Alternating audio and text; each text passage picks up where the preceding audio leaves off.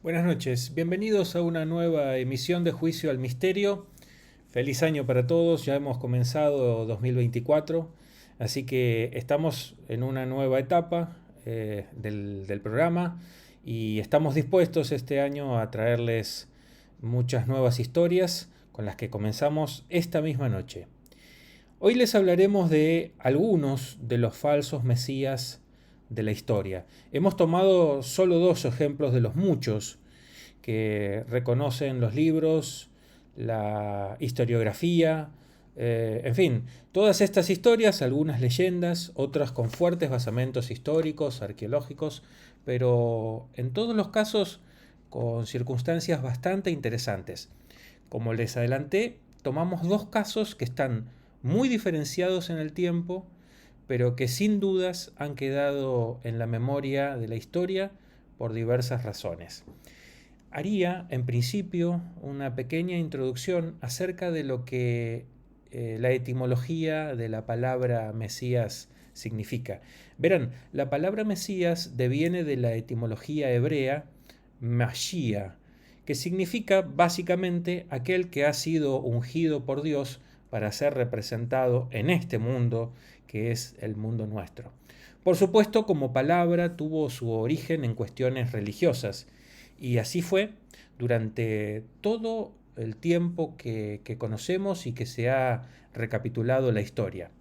Yo particularmente les hablaré sobre uno que nos queda un poco lejos en el tiempo, pero cuando les empiece a contar la historia de este personaje tan particular y tan especial, verán que guarda una íntima relación con otro personaje de los más conocidos y sobre el que seguramente daremos vuelta o volveremos y le dedicaremos no uno, sino varios programas especiales. Me toca contarles sucintamente la historia de Apolonio de Tiana. Tiana, obviamente, el lugar de nacimiento. Vamos a ver un poquito el mapa. Es lo que hoy conocemos como Capadocia, es decir, Turquía. Apolonio, nuestro personaje, nació allá por los primeros años de nuestra era luego de Cristo. Algunos autores reconocen entre el 1 y el 3 después de Cristo su nacimiento, precisamente allí en Capadocia, en lo que en ese momento se conocía por Tiana. Nació en el seno de una familia, bueno, bien acomodada para esos tiempos, comerciantes, con buenos recursos económicos y obviamente no le faltaron recursos en ese momento histórico. Inmediatamente nuestro amigo Apolonio demostró rápidamente una cantidad de dotes y de inteligencias muy importantes que lo llevarían, después veremos en su vida, a atravesar y a vivir una serie de aventuras más que importantes. Su nacimiento no estuvo desprovisto de hechos mágicos, de hechos míticos, de hechos legendarios. Cuenta el único historiador que hace referencia, de hecho le dedica un libro entero que es Filóstrato, el famoso también filósofo griego, que su nacimiento fue anticipado en sueños a su madre, a la que se le apareció un dios egipto que le avisó que en su seno se albergaba un hombre que iba a cambiar la historia. Pues bien, el día de su nacimiento cayó sobre Tiana un rayo que, según nos dice Filóstrato, los que estaban allí presentes pudieron observar que volvió al cielo. Ese hecho no pasó desapercibido para los habitantes de Tiana, que inmediatamente se dieron cuenta que algo estaba pasando. Ese algo estaba pasando, nos dice Filóstrato en su obra, era el nacimiento de Apolonio. Inmediatamente fue enviado a un lugar que también reconoce alguna similaridad con otro evento o con otro personaje muy importante de la historia. Fue a estudiar ni más ni menos que a la ciudad de Tarso, ciudad, como les advierto, conocidas por otro personaje importante en la vida del otro personaje importante de la historia, que fue contemporáneo, porque allí mismo en Tarso nació Pablo, el que de alguna manera llevaría al cristianismo a prevalecer sobre el resto de las religiones y a encolumnarse en la religión posiblemente más importante del mundo y de la historia, que aún se sigue sosteniendo en pie desde las colinas vaticanas. Inmediatamente llegó, como les contaba, a realizar sus primeros estudios, se diferenció del resto y rápidamente se transformó siguiendo la escuela pitagórica. Vamos a ver que este hecho de haber elegido la trascendencia, la filosofía, el conocimiento pitagórico, lo marcó para siempre, porque lo llevó a realizar una vida particular y a transmitir una sabiduría que seguramente debe haber dejado una huella en la historia para que nosotros hoy lo estemos comentando, pero que además durante muchos siglos y todavía aún en la actualidad sean muchos los que siguen su filosofía. Sobre Apolonio se han dicho muchas cosas: que hacía milagros, que resucitaba a los muertos, que exorcizaba a los demonios, que podía no solamente curar a otros, sino curarse a sí mismo, que adivinaba el futuro, que podía estar en dos lugares al mismo tiempo. En fin, un personaje extraordinario. Insisto, todos estos milagros realizados, cuando muy cerquita de él, en las mismas tierras prácticamente del Imperio Romano, en Palestina, había otra persona, Jesús de Nazaret, a la que se le atribuían también esos milagros y también una sabiduría muy por encima de la que habían demostrado los hombres medios de ese momento. Por eso, y no por otra cosa, también a Apolonio se lo considera un Mesías. Alguna vez hablaremos de algún otro que también formó parte del mismo tiempo, pero que además tuvo contacto con alguno de los apóstoles, que fue Simón el Mago. Pero bueno, lo dejaremos para otro programa. Como les contaba, la vida de Apolonio fue absolutamente contada, sostenida. Algunos dicen que abusa al momento de contarla por nuestro buen amigo Filóstrato, que estableció una serie de, yo diría, conjuntos de potestades que tenía Apolonio sobre las personas. Un primer conjunto que él advertía como actividades propias de la sabiduría humana. Se ha dicho, o ha dicho Filóstrato, que Apolonio tenía la capacidad de interpretar los sueños. Y entonces podíamos hablar de que quizá Apolonio tenía capacidad de haber sido el primer psicólogo de la historia, quizá muy antecesor de Freud. Pero esto en base a su propio conocimiento, a su propia sabiduría. También nos dice que podía hablar con espectros, o lo que él decía que eran espectros, es decir, seres del otro mundo, nicromantes, es decir, que podía hablar también con los muertos, que por cierto, en ese momento era algo muy común y la gente verdaderamente creía en esa posibilidad.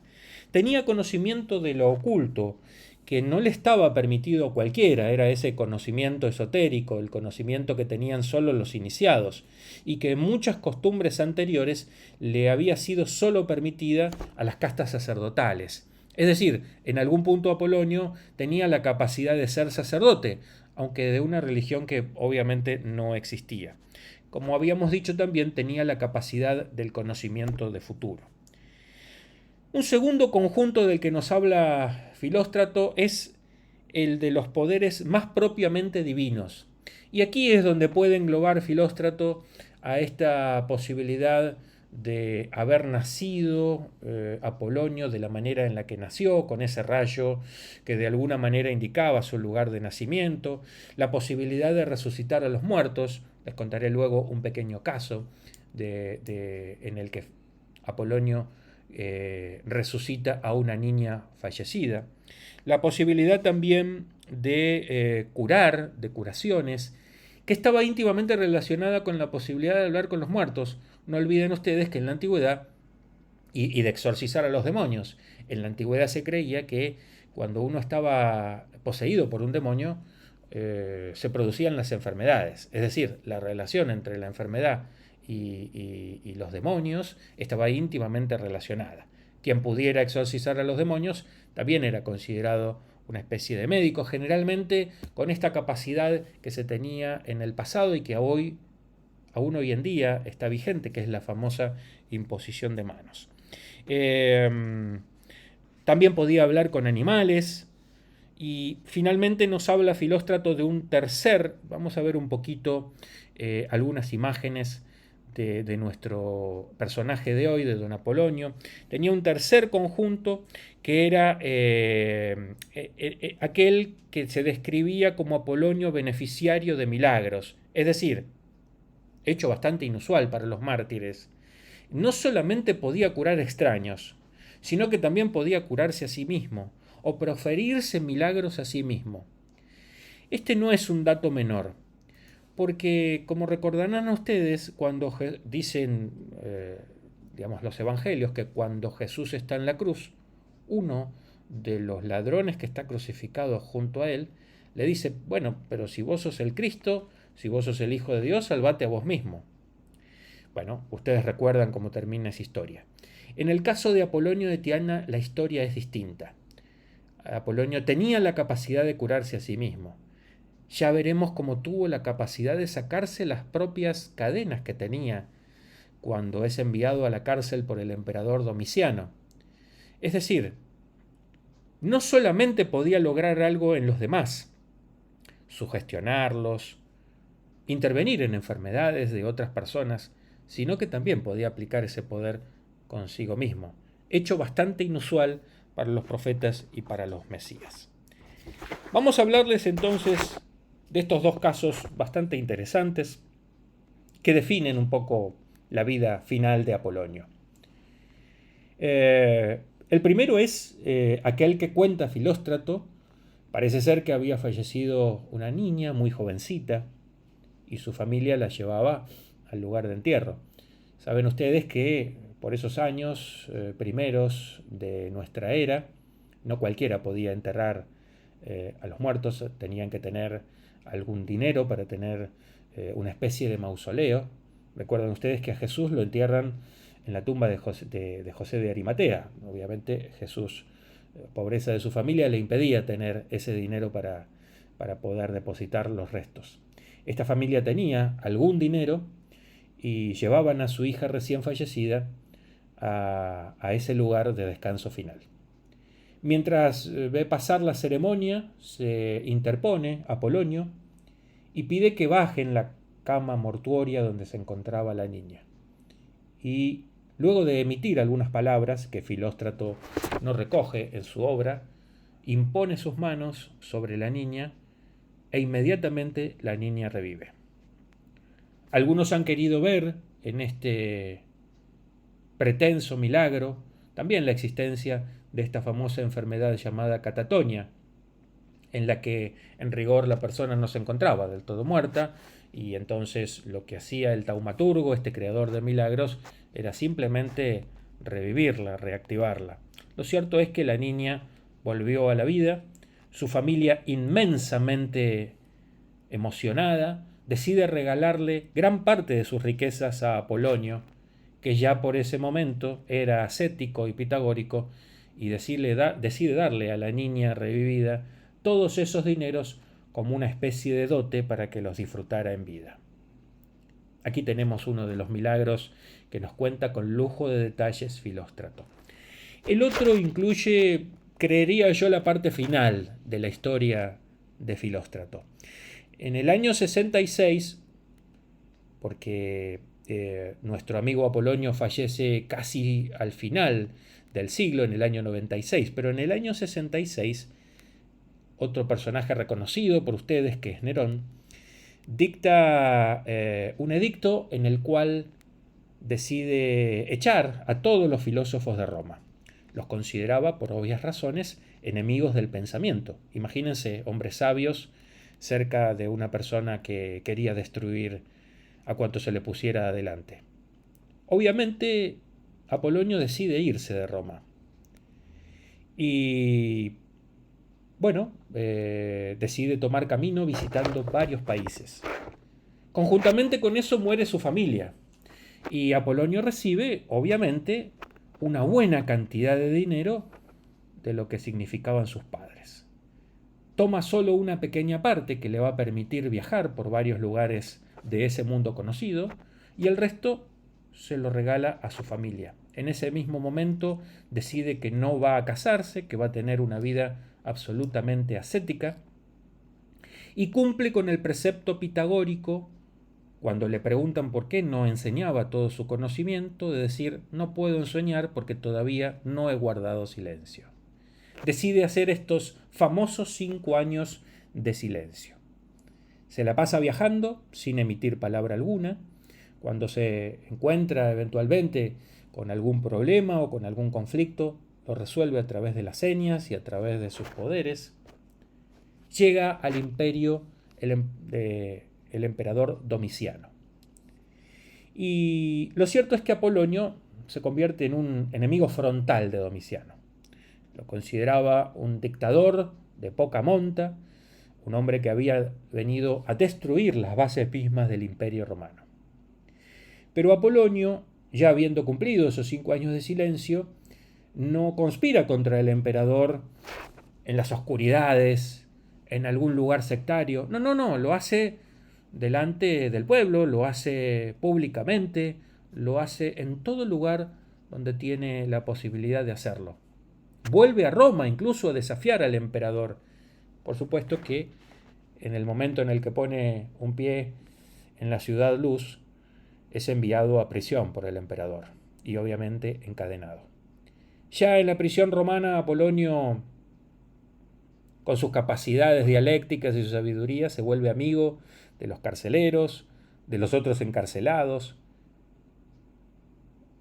Ocurre que le ofrecen los propios carceleros casi lo mismo que le habían ofrecido a Sócrates en su momento, la posibilidad de liberarle las cadenas y de irse, cosa que obviamente él niega de plano y le muestra, en otro hecho, yo diría casi evangélico, que no necesita que alguien le afloje las cadenas, él puede solo, y le muestra a los carceleros cómo se deshace las cadenas y se las vuelve a hacer.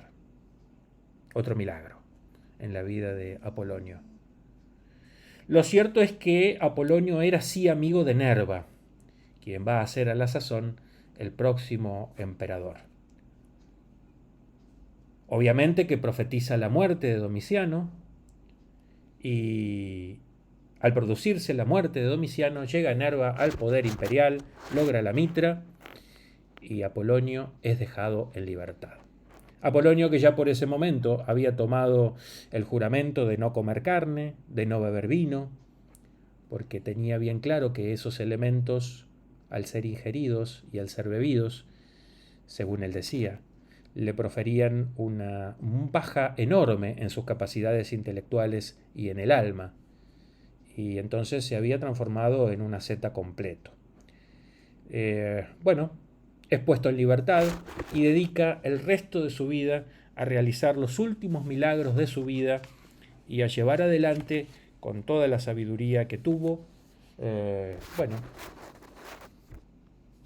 cambio de la vida de muchas otras personas y yo digo, me parece, me da la sensación de la creación de una nueva forma de pensamiento que aún hoy es día, seguramente basada en las reminiscencias de la filosofía platónica, pero aún hoy en día es tomada como muy importante por muchos pensamientos religiosos y filosóficos. Para terminar, porque Apolonio se nos va a morir entre el 97 y el 98 de nuestra era, quiero leerles un pequeño párrafo que nos dice Filóstrato, fue escrito por Apolonio, para que adviertan ustedes cómo Apolonio tenía por seguro que nuestro cuerpo era la prisión del alma, que creía en una vida muy posterior a la vida física y que en realidad consideraba que esa otra vida era la única importante. Déjenme leerles para finalizar esta historia, esta muy pequeña semblanza de un hombre extraordinario, y yo creo que es una especie de legado, porque finalmente se trataría de su propia letra. Nos dice en esta pequeña parte de su esquela don Apolonio: Nadie muere solo en apariencia, al igual que nadie nace solo en apariencia. En efecto, el paso de la esencia a la sustancia, eso es lo que se llama nacer. Y lo que se llama morir es, al contrario, el paso de la sustancia a la esencia. Nada nace, nada muere en realidad, pero todo aparece primero para volverse invisible después. El primer efecto es producido por la densidad de la materia, el segundo por la sutilidad de la esencia, que sigue siendo la misma, pero que está a veces en movimiento, a veces en reposo.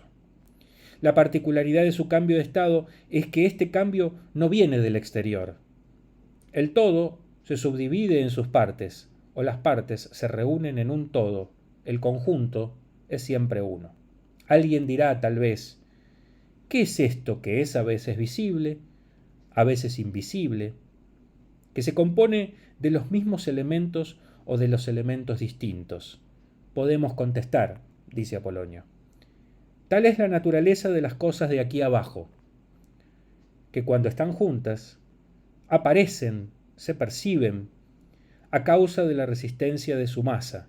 Al contrario, cuando están espaciadas, su sutilidad las vuelve invisibles. La materia está necesariamente encerrada o expandida fuera del recipiente eterno que la contiene, pero no nace ni muere.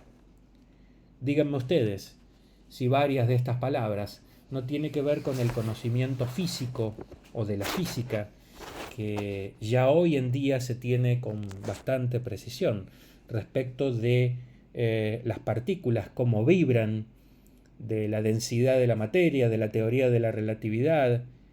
¿Qué podrían decirnos estas palabras de la famosa idea de Platón o de Sócrates, del mundo de las ideas, de las cosas, de la esencia? Aquí termina la historia de Apolonio, un ser extraordinario que vivió en la misma época que Jesús, pero que obviamente las fuentes históricas lo han eclipsado, lo han dejado de lado, y solo gracias a Filóstrato tenemos los datos de la existencia de una de las personas más extraordinarias de la historia. No termina aquí nuestro viaje. Ahora nos vamos a ir mucho más cerquitas en el tiempo. Ya veremos si se tratan de falsos mesías o no, pero ahora vamos a hablar de la vida de David Koresh. En este caso lo va a hacer Jeremías, le tocó a él la parte moderna. Buenas noches, Jeremías. Ahí estamos con David. Todos los televidentes en las distintas plataformas. Bueno, cuando nos dividimos este programa y los personajes, y elegí o tiramos una moneda, no recuerdo muy bien, me tocó David Koresh, que en realidad es Vernon White Howell, es un norteamericano que nació el 17 de agosto de 1959 en Houston, Texas. Voy a dar primero la ficha técnica para hablar, porque como es más cercano a nosotros tenemos mucha información aparte que está confirmada por lo que ya vamos a ver. Como les decía, nació el 17 de agosto de 1959 en Texas y murió el 19 de abril de 1993 en Waco, Texas, Estados Unidos. Este es un personaje de serie policial, de programa de investigación, de esos que nos tienen acostumbrados los americanos, parece salido de una película. Sí. Tuvo una infancia muy traumática, porque a los pocos meses de haber nacido el padre lo abandona. El nombre de la madre es Bonnie Sue Clark y el padre es Bobby Howell. La madre tenía 15 años cuando dio a luz a David, y bueno, como les contaba, a los 2 meses el padre los abandona, lo cual ya marca una primera herida en el inconsciente de este personaje. La madre luego empieza a tener, ahí vemos el mapa del estado de Texas. La madre se junta en pareja con un hombre que era alcohólico y violento. y bueno, luego de un par de años lo abandona, y en ese abandono deja a su hijo en el cuidado de su madre, o sea, de la abuela de David, con lo cual el niño crece sin la figura de una familia constituida, con serios problemas de aprendizaje, con serios problemas en su educación más académica, pero con una particularidad. Por ejemplo, si bien no tenía buenas notas en la escuela, a los 11 años aprende de memoria el Nuevo Testamento. Y eso es una capacidad que empieza a marcar en él su inclinación hacia la religión. Hay un hecho también que lo marca y que no está confirmado realmente, pero que en palabras de él es que fue violado a los 8 años por un grupo de adolescentes. Eso también indica otro quiebre, otra ruptura en su vida. Muy joven, a los 19 años, Koresh tiene una relación con una mujer de 15 que queda embarazada. En esa época él declara haber nacido nuevamente al cristianismo en la Convención Bautista del Sur y se une a la iglesia a la que asistía su madre, que es la Iglesia Adventista del Séptimo Día. Ahí se enamora ahí la historia de Koresh es una sucesión de amores, de encuentros con mujeres, de embarazos, y tiene mucho que ver con lo que luego va a ser su congregación, su secta, su grupo religioso. Bueno, volvemos a eso. Él tiene un hijo muy joven, luego se enamora de la hija del pastor de su iglesia, y mientras oraba en busca de guía espiritual, lo cuenta él, abre los ojos y encuentra abierta la Biblia en el libro de Isaías, donde dice que a ningún hombre le debe faltar una compañera, a ninguna persona le debe faltar una compañera, ¿no? Luego podríamos bien leer ese párrafo de esos versículos de la Biblia.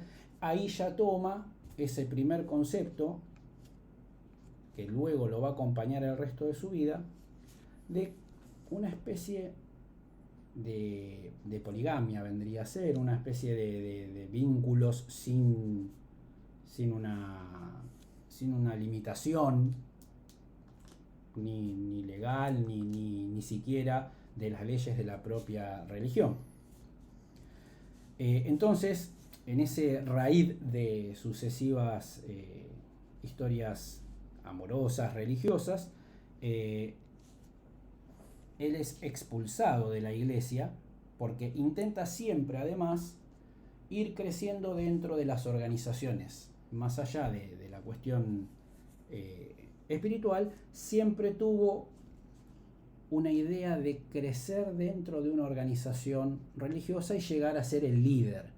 Sí tenía un carisma, sí tenía una capacidad, una atracción hacia las personas. Ya lo vemos que con las mujeres obviamente eso era así, pero también con toda la gente con que él se relacionaba. Bueno, cuando ven que él intenta tomar posesión a través de su relación con la hija de este pastor, y empieza a haber problemas dentro del seno de esa iglesia, es expulsado. Esto es en el año 1981, de la Iglesia Adventista del Séptimo Día, y esto es lo que hace que David Koresh cambie el rumbo de su vida y se mude a Waco, dentro del propio estado de Texas, pero se muda a otra ciudad del estado. Ahí se une a los davidianos, que es el eje central en su vida. Los davidianos es un grupo religioso que es un cisma dentro de los protestantes del año 1950. Estos davidianos fueron expulsados también en el año 1930 aproximadamente de la Iglesia Adventista del Séptimo Día. Habían establecido su sede en un rancho a unos 15 kilómetros afuera de Waco, que es el llamado Centro Monte Carmelo. Esto también es muy importante, ya lo veremos más adelante. en 1955. Obviamente Monte Carmelo es un monte bíblico y por eso tiene ese nombre. ¿Cómo viene el compañero acá, David Koresh, a ascender dentro de los davidianos, de la congregación de los davidianos? Bueno, justamente por esa relación con las mujeres. La líder, la profetisa de esa secta era una mujer ya entrada en la tercera edad, tenía 76 años, Lois Roden, y él entabla una relación primero amistosa, luego sentimental y luego sexual. Entonces, a través de esa relación, él empieza a ganar espacio dentro de esta congregación, de esta secta, pero genera también problemas internos nuevamente, ya que el hijo de Roden, de Luis, también tenía las mismas aspiraciones de dirigir, liderar esta secta.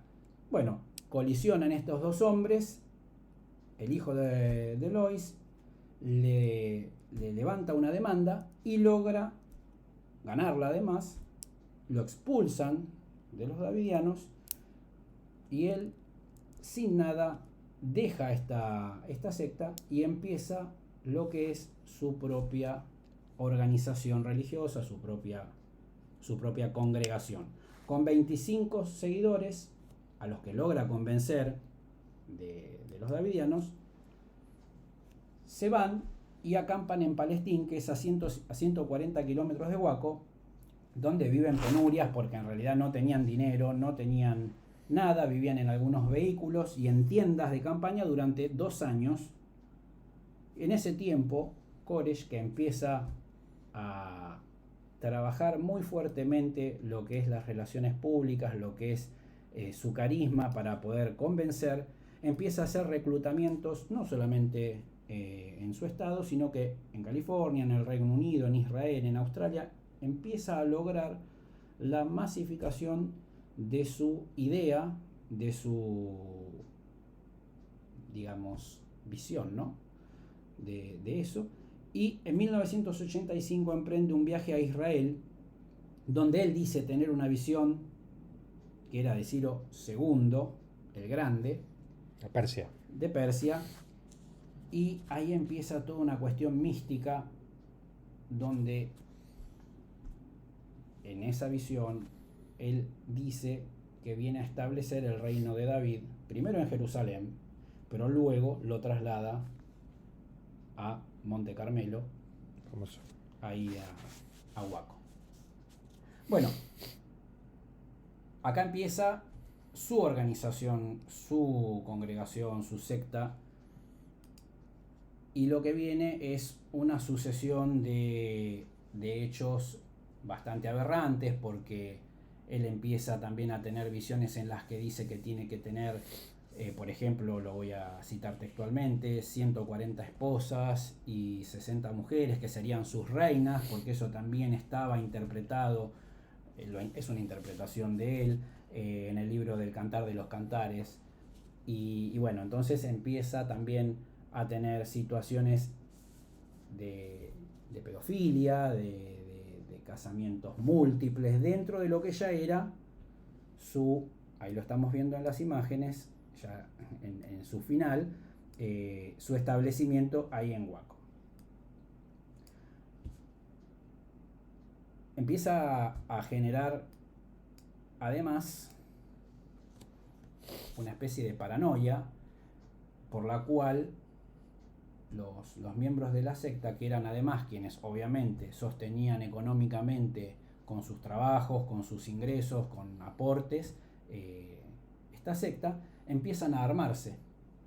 Entonces, ahí también por cuestiones de miembros que fueron saliendo de la secta, que informan a las autoridades policiales, empieza a levantar sospechas, empieza a levantar ciertas cuestiones que hacen que tanto la policía del Estado como el FBI, las centrales de inteligencia americanas, empezaran a investigar. Y bueno, esto tiene el triste final que vemos ahí en la imagen que habíamos visto anteriormente, que es que acorralada la secta ya se empiezan a descubrir todas las cuestiones internas que ocurrían, donde además de los abusos en nombre de la salvación de las almas, en nombre de lo que iba a venir después del juicio final y de todo aquello que indica la Biblia, en la que obviamente Koresh se ponía como el profeta final, que venía a luchar en el Apocalipsis, y que era una reencarnación del Cordero de Dios. Bueno, entonces en ese momento las autoridades policiales y de las fuerzas de inteligencia cercan este rancho, este lugar. Durante mucho tiempo hay algunas intentonas que terminan mal, que la policía es repelida con fuertes armas de guerra, y entonces ahí intervienen finalmente las autoridades de las centrales de inteligencia. Durante más de un mes, poco más de un mes, los tienen ahí hackeados, les cortan el agua primero, les ponen música a todo volumen para que empezaran a ceder, pero era tal el grado de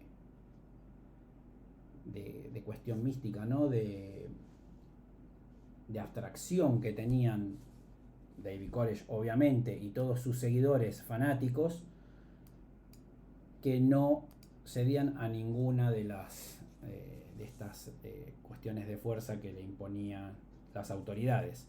Finalmente, cuando deciden tomar por asalto el lugar, por orden de Koresh, empieza un incendio. Eso todavía no está tampoco, no se ha definido bien si ha sido iniciado por decisión, por orden de Koresh, pero el final de esta secta es que se incendia ahí, como vimos, y que bueno, obviamente en ese incendio, en ese asalto, mueren 69 adultos y 17 menores, entre ellos David Koresh, pero la mayoría muere calcinado.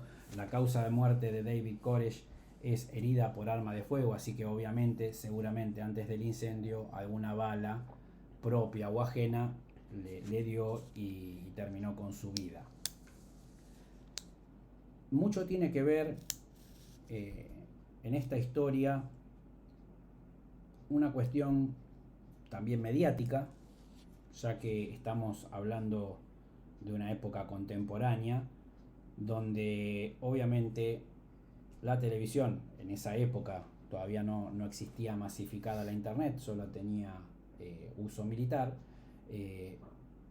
ya había empezado a tener trascendencia esta especie de organizaciones sectarias ultra religiosas, porque en realidad son extremas, tienen mucho de autoritarismo, de sectarismo en el pensamiento y de muy verticales. Muy verticales además, pero principalmente tienen un componente que es psicológico. Uh-huh. Las personas, por lo general, David Koresh era uno de ellos, con traumas de vida, con problemáticas, con historias muy duras, buscan en la palabra de Dios, en las iglesias, en las distintas expresiones religiosas, un desahogo, un alivio para sus penas, para todo aquello que los aflige, ya no encontrándolas en ningún otro lugar. Por lo general, el último lugar donde las personas buscan es en la religión. Primero prueban con las ciencias, luego empiezan a probar con otras cuestiones, la filosofía, buscan distintas cuestiones para salir de aquello que es un infierno. Sí. Para una persona que sufre como ha sufrido David Koresh, haber encontrado en la iglesia cierto alivio le permitió seguir su vida. Luego, obviamente, personas que se fanatizan, que ya creen que ellos son la reencarnación de Dios, de Jesús, de aquella figura religiosa a la que corresponda el pensamiento, los convierte en personas místicas. Ya están por encima de cualquier juicio, digamos, juicio terrenal, ¿no? Lo que hablábamos ahí estabas hablando antes de Apolonio. ¿Hasta qué punto no es real aquello que esa persona piensa? Esa persona piensa que es la reencarnación de Cristo, lo piensa con tanta vehemencia que va a encontrar seguro siempre justificativo a esa creencia, a ese pensamiento, a ese modo de vida. En ese pensamiento, en este caso, en el de esta persona, en el de esta figura que estamos hoy retratando, ha arrastrado a muchísimas almas también al mismo derrotero. Sí. Y lo ha logrado en base, yo escuchaba lo que decías de Apolonio, era un metafísico, era una persona de pensamiento y también tenía una cuestión mística y una cuestión religiosa. Pero en el caso de David Koresh, tiene que ver con algo que es el carisma de la persona, cierto don que la naturaleza, o en este caso los que creemos Cristo, Jesús, otorgan a las personas. En este caso le ha otorgado ese don y quizás le ha dado también muchos defectos. Claro. Porque como bien sabemos, el único perfecto es para los que creen, el Creador. Nuestro Señor, el Claro. Creador. Así que la triste vida de esta persona que ha sido víctima en su más tierna infancia de abusos y de situaciones muy duras y muy dolorosas, que se reconvirtió a su propia religión, porque finalmente terminó creando sus propias reglas, sus propios dogmas, arrastró, como les decía, a muchas almas. Se suponía que a la salvación, pero finalmente, como vimos en esas imágenes, un verdadero infierno en el que terminó y en el que él no pudo salvarse ni salvar a nadie. Así que bueno, esta es una pequeña semblanza de este personaje. Aquellos que quieren indagar más en la historia, los elementos en este caso están, porque los pueden encontrar no solamente en las redes, sino también hay documentales en distintas plataformas donde se habla de la vida de este personaje. Nosotros hacemos un breve resumen. En este caso siempre me interesa, más que los datos certeros de fechas y de episodios, a veces me interesa hacer un análisis más profundo de los conceptos, de las cuestiones que tienen que ver con lo que moviliza a una persona, en este caso, a tomar decisiones, a emprender historias, a emprender cruzadas o a emprender, en este caso, una salvación espiritual que no llegó.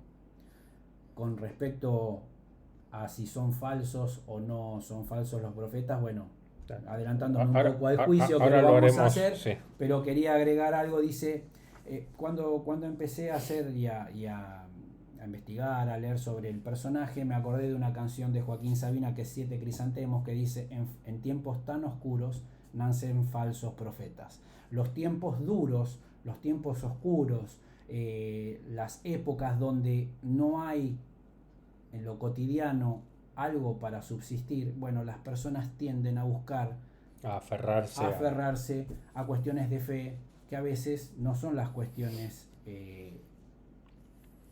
más, diríamos, buenas, más adecuadas para salir de ciertas situaciones colectivas o personales. Sí. Y en esos tiempos oscuros hay que tener mucho cuidado de los falsos profetas.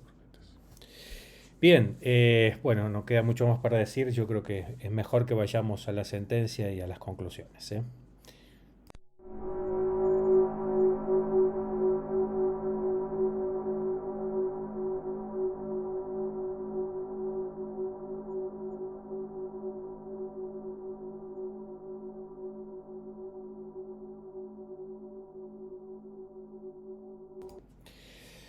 Bien, bueno, menudo viaje hemos tenido hoy porque hemos hablado de personas que, bueno, por cierto, han marcado parte de la historia. Pero quería hacer esta conclusión final, esta sentencia, con esta pequeña descripción que hacía un texto bastante antiguo sobre el Mesías. Dice: tendrá grandes espaldas, cuello ancho, su rostro será como una rosa de sol, sus ojos brillarán, sus tobillos serán gruesos, dominará todos los países, a él pertenecerán la dominación, la magnificencia, la grandeza. Esta descripción del Mesías venidero fue encontrada en un fragmento apocalíptico judío titulado Los signos del Mesías, que fue datado allá en el siglo VII después de Cristo. ¿Existen los Mesías? ¿Ha habido solo falsos Mesías?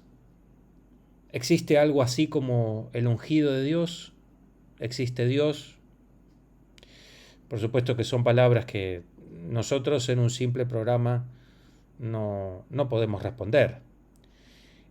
Solo podemos hablar de los hombres, de su existencia y de los hechos que han determinado evidentemente a muchas otras personas. Como decía Jeremías, en el caso de David Koresh, los hechos y los actos por él realizado y a las personas que él determinó y sus actividades están mucho más cerca en el tiempo como para que cualquiera de nosotros vaya, investigue y saque sus propias conclusiones. Hay cantidad de series, libros, en fin, estudios psicológicos, psiquiátricos, las sectas, toneladas de trabajos y de investigaciones, y obviamente la propia investigación que llevó al hecho fatídico en el que murieron muchísimas personas. En el caso de Apolonio de Tiana la cosa es un poco más difícil porque contamos con una sola fuente histórica que, bueno, generalmente ha sido acusada de darle cierta grandilocuencia al personaje. No sabemos si Apolonio existió y si existió, si tuvo todas estas características que le da el filósofo. Yo podría suscribir cada una de las palabras que decía Jeremías recién, porque cada vez que ha habido circunstancias oscuras, momentos tenebrosos, guerras, muertes, epidemias, en fin, los peores momentos de la civilización, cuando el hombre deja de creer en el hombre, generalmente mira hacia arriba y espera que la divinidad, la deidad, le dé una mano. Y esa mano más próxima es la deidad personificada, o sea, el Mesías. ¿Existen entonces los Mesías? Me hago la misma pregunta. Posiblemente sí, porque si seguimos creyendo que todavía hay un primer motor inmóvil, sea cual sea, aquel en el que nosotros creamos, evidentemente tiene que haber también representantes de esa creación que tengan la finalidad, el destino, que la providencia haya puesto su mano sobre ellos para que vengan y que de alguna manera nos guíen. Y podría darle muchos ejemplos de personas que a lo largo de la historia han marcado el camino de la paz, de la unión, de la fraternidad, del amor, de la esperanza. Me gustaría creer que esos son los Mesías, y no de aquellos que, como David Koresh, vienen y terminan con acciones que determinan que muchas personas queden enredadas en un baño de sangre. Si la pregunta es si el Mesías tiene que venir para determinar a la gente y lograr que ese grupo de personas tenga una vida mejor, yo creo en los Mesías. Y creo que los Mesías existen. Ustedes se darán vuelta y podrán acordarse de cualquiera de ellos. Y seguro que de algunos se acuerdan. Ese es un Mesías. Y no necesita determinar la vida de cientos de millones de personas. Quizá baste simplemente con el Mesías que tenemos al lado, que ha determinado nuestra propia vida. Quizá cuando hablamos de ángeles también hablamos de Mesías. Quizá cuando hablamos de afectos también hablamos de Mesías. No en esta grandilocuencia histórica, pero cuando uno determina la vida de alguien para bien, también está siendo el Mesías en esa propia vida. Así que me gustaría creer, quiero creer y creo entonces que los Mesías existen. Me gustaría creer también en Apolonio, en su decisión de no comer carne, no tomar vino, no casarse, ser ascético, no solo hablar de que los otros hagan, hacer él primero, dando el ejemplo, por esto de que no hay contagio más profundo que el contagio del ejemplo, como decía San Agustín. Bueno, si ese es el caso, también creo en Apolonio, porque aunque no haya existido con todas estas características que nos regala Filóstrato en su obra, posiblemente haya existido y sea el hijo de un tiempo en el que los eventos mágicos, los eventos místicos y legendarios determinaban que los pueblos que estaban bajo los yugos de los emperadores pudieran tener esperanza. Y entonces sí son Mesías, porque vienen a traerle a las personas lo único que es lo más difícil de perder, y lo único sin lo cual el ser humano no sería lo que es la esperanza. Hasta aquí llegamos con esta aventura, con este viaje de estos personajes. Hay muchos más. Seguramente volveremos a hablar de falsos mesías o de mesías a secas. Y les traeremos muchas otras personalidades de diversos tiempos de la historia. Y verán ustedes que esas personas también determinaron a las gentes de su tiempo. Les agradecemos. Vos también da unas palabras finales porque es un tema... Comparto lo que estabas diciendo. Vuelvo sobre eso, los tiempos oscuros, que vos también lo remarcás. En esos tiempos oscuros nosotros tenemos que encontrar la claridad, y para encontrar la claridad a veces necesitamos creer. Claro. Y ahí es donde tenemos que estar muy, muy hábiles, muy despiertos para poder saber en qué creer y no seguir a falsos profetas o a falsos mesías que nos lleven a nosotros quizás más fácilmente a un mal fin, ¿no? A un fin muy, muy triste. Así que tenemos que tener siempre esa capacidad de análisis. Creo que lo que estamos intentando también con este programa es tener cierta capacidad de juicio, por eso juicio al misterio, ¿no? Sí, claro. Tener cierta capacidad de juicio, poder nosotros en nuestro hogar, en nuestra intimidad, lograr nuestro concepto, nuestra idea, nuestro juicio sobre las cosas. Lo crítico, ¿no? Que es lo crítico, que es lo que nos permite también avanzar. Sí. Y en eso convertirnos nosotros también quizás en el Mesías de otro, obviamente. Totalmente. Nada más. Con esas palabras cerramos. Les agradecemos mucho que nos hayan acompañado. Se vienen más aventuras. Vamos a tener un año de muchas historias seguramente. Les agradecemos a los que hasta aquí nos han acompañado y a los que se vayan sumando también. Y bueno, los esperamos hasta cualquier momento. Saludos, Jeremías, hasta la semana que viene. Buenas noches a todos los televidentes. Los saludamos desde Buenos Aires, Argentina, para todo el mundo. Hasta cualquier momento.